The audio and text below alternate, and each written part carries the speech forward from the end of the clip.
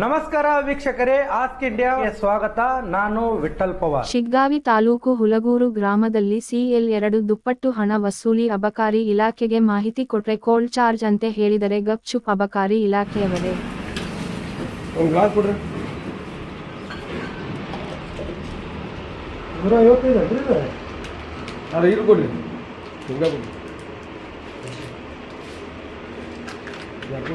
$155 ಏನ್ರಿ? 160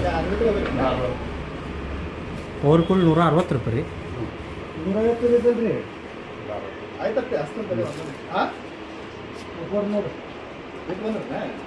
ಹಂಗೆ ಯಾಕ್ರಿ? ₹5 ₹5 ಜಾಸ್ತಿ ಎಲ್ಲ ಬೀರಿಗೆ ₹5 ಹೆಚ್ಚಿಗೆ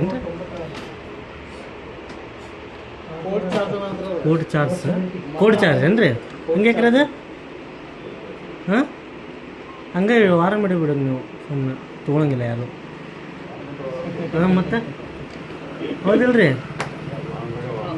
ವಾರಮಿದ್ರೆ ವಾರಕ್ಕೆ ₹5 ಕಡಿಮೆ.